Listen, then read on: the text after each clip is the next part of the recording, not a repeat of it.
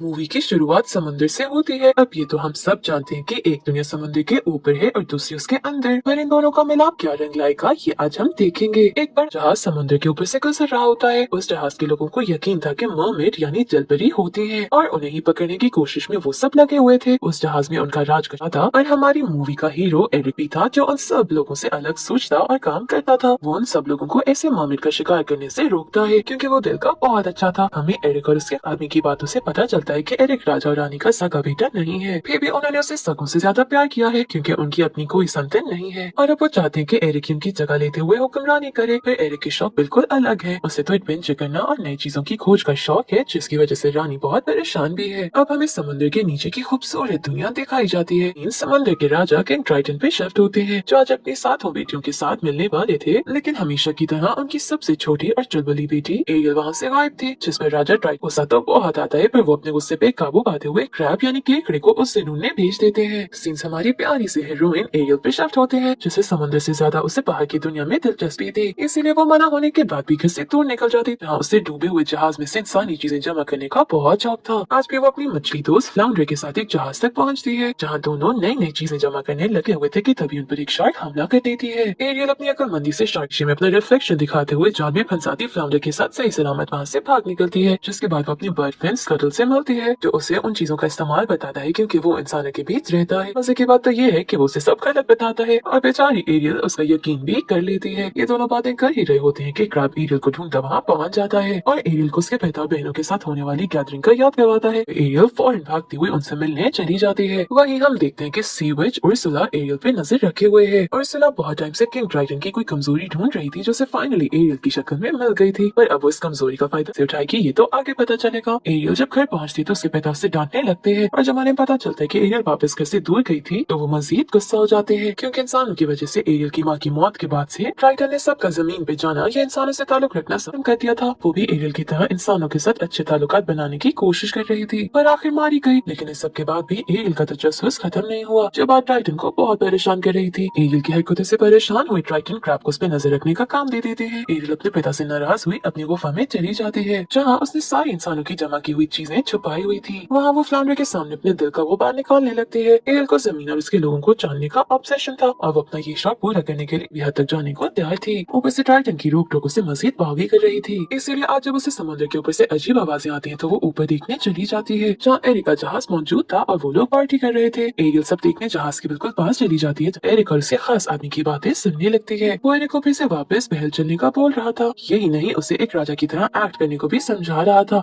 तो एक आम इंसान की तरह जिंदगी गुजारना चाहता था। एरियल को एरिक बहुत पसंद आ जाता है, लेकिन तभी एकदम समुद्र में तूफान आ जाता है, जिसकी वजह से इनका जहाज पहाड़ की चोटी से जा टकराता है। सिर्फ यही नहीं, इसमें आग भी लग जाती है। सब कुछ तबाह हो जाता है और लोग अपनी जान बचाने के लिए इधर उधर भागने लगते हैं। एक एक करते सब पानी में छलांग लगाते बोट लिए निकल रहे होते हैं कि एरिक देखता है कि उसका डॉग आग में फंस गया है, जिस पे बचाने भागता है और अपनी जान पे खेलता अपने डॉग को बचा के पानी में फेंक देता है, जैसे बोट तक पहुंचने में एरियल पानी के नीचे से मदद करती है। और खुद एरिक जब पानी में छलांग लगाने लगता है तो इम्बैलेंस हुए पानी में गिरता बेहोश हो जाता है। अपने हीरो को मरने तो दे नहीं सकती थी, इससे सारे लोग तो अपने राजा को वहीं छोड़ भाग निकलते हैं, जबकि एरियल एरिक को बचाने पहुंच जाती है, जिसे वो बहुत मुश्किल से ही सही पर किनारे तक ले आती है। क्रैब और स्कटल जब ये मंजर देखते हैं तो बहुत परेशान हो जाते हैं। अगर राजा ट्राइटन को ये सब पता चल गया तो वो तो एरियल को जान से ही मार देंगे, इसलिए वो दोनों इस राज को अपने सीने में दफन करने का फैसला करते हैं। वहाँ एरियल को तो पहली नजर में ही एरिक से मोहब्बत हो जाती है और वो उसे होश में लाने की कोशिश करने लगती है। तभी थोड़ा सा होश में आते ही एरिक को एरियल की हल्की सी झलक नजर आती है और उसकी सुरीली आवाज में गाना सुन लेता है कि तभी सिपाही एरिक को ढूंढते वहाँ पहुँच जाते हैं, जिसपे एरियल वापस पानी में छलांग लगा देती है, जबकि वो लोग एरिक को लिए महल की तरफ निकल जाते हैं। अब ये देखे ना देखे, लेकिन उर्सुला सब देख रही थी, जो मन ही मन में कोई खिचड़ी भी पकाने लगी हुई थी। क्रैब का तो एरियल की हरकतें देखते के परेशानी से बुरा हाल हुआ पड़ा था, पर एरियल सबकी परवाह किए बगैर अपनी मस्तियों में लगी हुई थी और इस बार तो वो अपने साथ एक भी उठा लाती है। क्रैब एरियल को समझाने की नाकाम कोशिश में लग जाता है और उसे समुद्र के फायदे बताते हुए इसी को अपना सब कुछ समझते हुए यही खुश रहने को कहता है, ताकि वो जमीन और इंसानों के बारे में भूले। पर जब इंसान की अकल पे पर्दा पड़ जाए तो बड़े सबक के बगैर उसे खुद समझ नहीं आता, इसलिए एरियल भी क्रैब की बातें एक कान से सुन के दूसरे से निकाली जा रही थी। सीन्स महल पे शिफ्ट होते हैं, जहाँ रानी का एरिक के लिए परेशानी से बुरा हाल था, पर अपने एक नई जिद पाल ली थी और वो उस लड़की को ढूंढना था जिसने उसकी जान बचाई। रानी उसे समझाने की बहुत कोशिश करती है कि उसे अब सीरियस होकर किंगडम के बारे में सोचना होगा, पर एरिक के सर पे एक ही भूत सवार था और वो उस लड़की को ढूंढता, जिसके लिए वो किसी भी हद तक जाने को तैयार था। जैसे समुद्र के अंदर कोई एरिक की फीलिंग समझने वाला नहीं था, उसी तरह जमीन पे एरिक को समझने वाला कोई नहीं था। इसीलिए एरिक उदास हुआ समुद्र के किनारे जाके गाना गाते हुए अपने दिल को हल्का करना शुरू हो जाता है। खुद से वादा करता है कि वो उस लड़की को ढूंढ कर रहेगा जिसने उसकी जान बचाई। यही नहीं, अपनी माँ के मना करने के बावजूद वो जगह जगह उसे ढूंढने भी निकल जाता है। उसे यकीन था कि अगर वो दोबारा अपनी जान को खतरे में डालेगा तो वो उसे बचाने जरूर आएगी। सीन्स एरियल पे शिफ्ट होते हैं जो अपने नए नए प्यार की वजह से अब खोई खोई रहने लगी थी। उसकी बहनें समुद्र में गिरे जहाज को हटा के समुद्र को साफ करने की कोशिश में लगी थी। साथ ही साथ इंसानों को बुरा भला बोल रही, जिनकी वजह से उनका इतना खूबसूरत समुद्र खराब हो रहा था। पर एरियल को उनकी बातें अच्छी नहीं लगती क्योंकि उसके हिसाब से सिर्फ एक इंसान के बुरा करने की वजह से वो सारे इंसानों को गलत नहीं समझ सकते। इसी बहस में उसकी अपनी बहनों से लड़ाई हो जाती है। अब अपने पिता के आने पर वहाँ से निकल जाती है। कुछ दिन से उसके अजीब बर्ताव की वजह से अब उसके पिता को भी उस पर शक होने लगा था। इसलिए वो क्रैब को बात करने के लिए बुलाते हैं, जो सोचे तो गया था कि किंग के सामने कुछ नहीं बोलेगा, पर आखिर राजा के सामने उसकी हालत गिर जाती है और वो एक सांस में सारी कहानी उगल देता है। फिर क्या था, गुस्से से आग बगोला हुए राजा अपनी बेटी को सबक सिखाने पहुंच जाते हैं। एरियल उन्हें समझाने की कोशिश करती है कि वो एरिक को मरता हुआ कैसे सकती थी, पर राजा उसकी एक सुनने को तैयार नहीं थे। वो तो यहाँ तक बोल देते हैं कि अगर वो मर रहा था तो एरियल उसे मरने देती, पर इंसानों से दूर रहती। यही नहीं, अब वो मजीद एरियल की हरकतों को बचपना समझ के नजरअंदाज करने के बजाय उसकी सारी इंसानों के जहाज से जमा की हुई छोड़ते हुए वहाँ से निकल जाते हैं। पर वो ये नहीं जानते थे कि उन्होंने चीजें नहीं बल्कि अपनी बेटी का दिल तोड़ा है, जिस सबकी वजह से बुरी तरह अपसेट हो जाती है। वो समझ नहीं पा रही थी कि उसके पिता ऐसा क्यों कर रहे हैं, क्योंकि जिससे वो इंसानों को देख रही थी उससे तो कोई खराबी नजर नहीं आ रही थी। अब क्या था, इस पिता बेटी की लड़ाई का फायदा तो जाहिर है विलेन यानी उर्सुला को होना था, जो एरियल को कांटेक्ट करते हुए मदद का कहती है। पर एरियल के पिता ने उन्हें उर्सुला से दूर रहने बोला हुआ था और उसकी बहुत बुरी इमेज भी बताई हुई थी, जो किसी हद तक तो सच भी थी। खैर, शुरू में तो एरियल उसकी बात सुनने से मना कर देती है, पर फिर खुद मदद के लिए बात करती है, जिस पर उर्सुला उसे उसके अड्डे पे बुलाती है और आंखें बंद करती हुए उर्सुला के चमचों जो कि दो डरावनी सी नजर आने वाली फिशेस थी उनके पीछे चल पड़ती है। क्रैब और फ्लाउंडर जब उसे उनके साथ जाता देखते हैं तो वो भी पीछे जाने के लिए निकल जाते हैं। एरियल एक बड़ी सी मरी हुई मछली के मुंह से होते हुए अजीब डरावने रास्तों से गुजरती अपनी जान बचाती आखिर उर्सुला के पास पहुंच जाती है, जो कि एक ऑक्टोपस है। अब उर्सुला उसके सामने एक ऑफर रखती है कि वो एरियल को 3 दिन के लिए इंसान बना के भेज सकती है। अगर उन 3 दिनों में एरिक ने एरियल को ट्रू लव किस दी तो वो हमेशा के लिए इंसान बन के एरिक के साथ जमीन पे रह सकेगी। लेकिन अगर ऐसा ना हुआ तो एरियल को खुद को उर्सुला के हवाले करना होगा। यही नहीं, एरियल की आवाज उन 3 दिनों में उर्सुला के पास होगी। क्रैब और फ्लाउंडर तो एरियल को समझाने के रोकने की कोशिश करते हैं, पर उर्सुला के चमचे उन्हें आगे ही नहीं बढ़ने देते। वहाँ एरियल को ये सब सही नहीं लग रहा था, इसलिए वो वहाँ से जाने लगती है। उर्सुला अपने बदले का इतना अच्छा मौका हाथ से कैसे जाने दे सकती थी, इसलिए वो एरियल का दिमाग खराब करने लगती है, जिसमें वो आखिर बहुत मेहनत के बाद कामयाबी हो जाती है। फिर क्या था, वो एरियल को इंसान बनने के लिए पोषण तैयार करने लगती है, जिसका आखिरी इंग्रेडिएंट एरियल का स्केल था। एरियल के वो डालते ही उसकी आवाज उर्सुला के नेकलेस में कैद हो जाती है और वो इंसान बने जमीन पे पहुंच जाती है, जहाँ वो कपड़े के बगैर एक शिप पे मौजूद थी। उसे शिप देख के शिप का मालिक उसके लिए कपड़े चला जाता है, जबकि क्रैब और स्कटल उससे बात करने लगते हैं कि इन 3 दिनों में उन्हें एरियल के यहाँ रहने में उसकी मदद करनी होगी। शिप का मालिक एरियल को कपड़े देकर उसे महल ले जाने के लिए निकल जाता है ताकि रानी लड़की का कोई फैसला करे। एरियल को पहले साफ सफाई के लिए सर्वेंट क्वार्टर्स में ले जाया जाता है, जहाँ एरिक के खास आदमी की पत्नी और बेटियों से नहा के साफ होने में मदद करेगी। एरियल को कुछ समझ तो नहीं आ रहा होता, लेकिन इंसान बनकर उसकी खुशी की कोई इंतहा ही नहीं। वो सब कर सकती थी जो हमेशा से करना चाहती थी और इंसानों के बीच रह के उनकी तरह की जिंदगी गुजारते हुए उन्हें जान भी सकती थी। आखिर उसे ऊपर ले जाके शावर दिया जाता है, जहाँ पहले तो एरियल से चला ही नहीं जा रहा था क्योंकि उसे नया नया पाउंड मिले थे। फिर पता नहीं था कि कौन सी चीज किस लिए इस्तेमाल होती है, इससे वो बात बात पे मीट्स को हैरान कर रही थी। एरिक को जब एक लड़की मिलने की खबर मिलती है तो उसे लगता है कि ये वही लड़की है जिसने उसकी जान बचाई, इससे उसे मिलने आने के लिए निकल जाता है। जबकि मीट्स यहाँ एरियल को अच्छा सा तैयार करे। जब एरिक एरियल के पास पहुँचते तो उसे शक्ल तो याद नहीं थी, पर ये जानकर कि एरियल गूंगी है तो वो बिल्कुल मायूस हो जाता है और बेचारी एरियल की आवाज न होने की वजह से उसे नहीं बता पाती कि वो कौन है। एरिक के वहाँ से जाते ही क्रैब एरियल से मिलने आ जाता है, जो कहने लगता है कि उसके पास सिर्फ 3 दिन है जिसमें उसे एरिक को किस करनी होगी। वहाँ सब खत्म हो जाएगा, पर फिर उसे एहसास होता है कि उर्सुला ने अपनी गेम चलाते हुए थोड़ा और ट्विस्ट डाला है और एरियल को याद ही नहीं है कि वो जमीन पे किस मकसद से आई है, यानी अब जो करना है वो क्रैब को ही करना है, वरना हमेशा के लिए उर्सुला की कैद में चली जाएगी। थकी होने की वजह से एरियल वहीं सो जाती है, जबकि क्रैब और स्कटल आपस में आगे की प्लानिंग करने लगते हैं, क्योंकि अब एरियल की जिंदगी उनके हाथ में थी और वो उसके साथ कुछ गलत नहीं होने दे सकते थे। तभी वो पीछे मुड़ के देखते हैं तो एरियल से गायब थी, जो घर में घूमते हुए एरिक की लाइब्रेरी में पहुंच जाती है। क्रैब उसके पीछे उसे लेने आता है, पर इससे पहले दोनों वहाँ से निकल पाते एरिक वहाँ आ जाता है, जिससे देख के एरियल चुप तो हो जाती है पर एरिक की नजर से बच नहीं सकती, इसलिए सामने आ जाती है। तो एरिक की वहाँ मौजूद अलग किस्म की कलेक्शन के बारे में बात करने लगते हैं, जिसमें मर्मेड का स्टैचू भी था। एरिक एरियल को बताता है कि उसे यकीन है कि मर्मेड एग्जिस्ट करती है और वो उन्हें ढूंढ के रहेगा। फिर दोनों अलग अलग चीजों के बारे में बात करने हैं, जहाँ कुछ चीजों का इस्तेमाल एरियल एरिक को बताती है क्योंकि वो समुद्र के अंदर की थी, जबकि बाकी चीजों के बारे में एरिक उसे बताता है। दोनों एक दूसरे की कंपनी को इतना एंजॉय कर रहे थे कि उन्हें खुद समझ नहीं आ रहा था कि दोनों कितना क्लोज आ गए हैं। तभी एरिक का आदमी बताता है कि रानी ने उसे और एरियल को महल बुलाया है, जिसमें दोनों महल जाने के लिए निकल जाते हैं, जहाँ रास्ते में एरिक एरियल को कैरेज चलाने देता है और एरियल बहुत ही कमाल तरीके से घोड़े को काबू करती तेजी से आगे बढ़ने लगती है। आखिर सामने कुछ बकरियों के आने की वजह से उतना बढ़ता है, जिस पर एरियल कैरेज से उतर के मार्केट में फिरना शुरू हो जाती है, जहाँ वो इंसानों की चीजें खाना पीना और कपड़े वगैरह देखती है। उसके लिए सब सब बहुत ही अलग और नया था जिससे वो बहुत एंजॉय कर रही थी, जैसे कोई छोटा बच्चा कोई नई चीज को देख के खुश हो रहा हो। पर इस हरकतें देख के लोग हैरान होते नजर आते हैं, लेकिन एरिक तो बस एरियल की मासूमियत से इम्प्रेस हो रहा था। दोनों मार्केट में बहुत एंजॉय करते हैं, जिसके बाद बोट लिए पानी में चले जाते हैं। वहाँ उन्हें अकेला देखे क्रैब और एरियल के बाकी दोस्त एरिक को किस करवाने की पूरी कोशिश में लग जाते हैं, जिसमें वो बहुत हद तक कामयाब भी हो जाते हैं। पर सब इतना आसानी से हो जाए तो मूवी में मजा कैसे आए, इसीलिए एरियल मैडम खुद ही पीछे हो जाती है। फिर भी एरियल के दोस्त हार नहीं मानते और एक बात पता लगता है कि बस किस होने ही लगी है कि उर्सला के चमचा के बोट हिला देते हैं और किस बीच में ही रह जाती है। अब उर्सला थोड़ी परेशान नजर आती है क्योंकि आवाज के बगैर भी एरियल एरिक कितने करीब आ गई, इसलिए वो एक नया बनाते हुए एक और पोशन तैयार करती है। सीन्स ट्राइटन पे शिफ्ट होते हैं जो एरियल के गायब होने पर बहुत परेशान नजर आते हैं और अपनी सारी बेटियों को समुद्र का कोना कोना छानने को कहते हैं। एरियल और एरिक इतना अच्छा वक्त गुजारने के बाद महल पहुंचते हैं और छुपके छुपके अपने अपने रूम में जाने के लिए जाते हैं क्योंकि उन्हें आने में बहुत देर हो गई थी और इस वक्त अगर रानी ने उन्हें ऐसे साथ देख लिया तो वो बहुत गुस्सा हो जाती। रात में हम देखते हैं कि एरिक समुद्र के पास जाता है तो उसे वही आवाज आने लगती है जो उसे बचाने वाली लड़की की थी। एरिक उस आवाज का पीछा कर आखिर एक स्टोन पे बैठी लड़की तक पहुंचता है और बस उसे देखता ही रह जाता है। एरिक के दोस्तों से सुबह उठाते हुए बताते हैं कि एरिक अपने साथ किसी लड़की को लाया है जो उनके हिसाब से वो है जिसने एरिक की जान बचाई, जबकि वो लड़की तो एरियल थी। एरियल इस सबसे परे हुए एरिक से बात करने जाती है तो देखती है कि वो लड़की एरिक और रानी के साथ मौजूद है, जिसे मिलकर सब लोग बहुत खुश नजर आ रहे हैं और इस लड़की के मर जाने पर एक जश्न रखने का भी फैसला करते हैं। पर इस सब की वजह से एरियल बहुत उदास हो जाती है। भास्कर को उस लड़की का पीछा करने से बताता है कि वो और कोई नहीं बल्कि उर्सला है जो रूप बदल के एरिक को डिस्ट्रैक्ट करने आई है। यही नहीं, इस सब के लिए वो एरियल की आवाज का इस्तेमाल कर रही है जिसके नेकलेस में कैद है। अब स्पेटल फौरन एरियल को ये बताने पहुंच जाता है। इन सब के पास बहुत थोड़ा टाइम था, इसलिए एरियल अब मजीद इंतजार करने के बजाय पार्टी के बीच में घुसते हुए उर्सला से लड़ने लगती है और उसके गले से नेकलेस निकाल के तोड़ते हुए अपनी आवाज को आजाद कर लेती है, जिसके बाद एरिक को पता चल जाता है कि एरियल उसका सच्चा प्यार है। दोनों किसका नहीं लगते कि उर्सला का तो दिया टाइम पूरा हो जाता है और वो वापस मोमेंट में बदल जाती है, जिसे देख के एरिक के अलावा सब उससे डरने लगते हैं। पर उर्सला मौके का फायदा उठाते हुए अपने भी असली रूप में आने एरियल को लिए पानी में छलांग लगा देती है। एरिक रानी के मना करने के बाद भी अपने प्यार को बचाने जाता है। वहाँ एरियल को सब याद आ जाता है, पर अब उर्सला उसे छोड़ने वाली तो थी नहीं। उसी दौरान वहाँ ट्राइटन अपनी बेटी को बचाने आता है, फिर वो भी एरियल के उर्सला के कब्जे में होने की वजह से कुछ नहीं कर पाता, उल्टा अपना ताज उसके हवाले कर देता है। यही नहीं, उर्सला के एरियल के सामने ट्राइटन को मार डालते हैं। इससे पहले उर्सला एरियल को कुछ करती एरिक उसे बचाने पहुंच जाता है। इनकी लड़ाई में उर्सला की दोनों फिशेस मारी जाती हैं, जिस पर गुस्से में आई उर्सला जायंट ऑक्टोपस में बदल जाती है। फिर एरियल और एरिक उससे डरने के साथ मिलकर मुकाबला करने लगते हैं। इन दोनों के लिए उसकी ताकत के सामने खड़ा होना मुश्किल तो हो रहा था, पर एरियल हार ना मानते हुए जहाज को बड़े तरीके से उर्सला की तरफ घुमाते हुए उसका टांगा उर्सला के सीने में दे मारती है, जिससे उर्सला का काम तमाम हो जाता है। ही नहीं, उसके मरते ही ट्राइटन वापस जिंदा हो जाता है, जो एरियल को अपने साथ घर चलने को कहता है। अब इतना मिस करने के बाद एरियल अपने पिता के आगे कुछ बोल नहीं पाती और उनके साथ चली जाती है, जबकि एरिक वहाँ पागलों की तरह एरियल का इंतजार करने लगा हुआ था। जो सब देखे ट्राइटन का दिल भी पिघल जाता है और वो एरियल को इंसान बना के जमीन पे एरिक के पास भेज देता है, जहाँ दोनों साथ एक अच्छी जिंदगी गुजारने लगते हैं। लास्ट सीन्स में एरियल एरिक के साथ ट्राइटन को मिलने जाती है, जहाँ एक इमोशनल बेटी पिता का मिला आया जाता है और ट्राइटन एरिक को उसकी बेटी का ख्याल रखने का कहते हुए अलविदा बोल देते हैं और इसी इमोशनल मोमेंट पे ये मूवी एंड हो जाती है। Thank you for watching.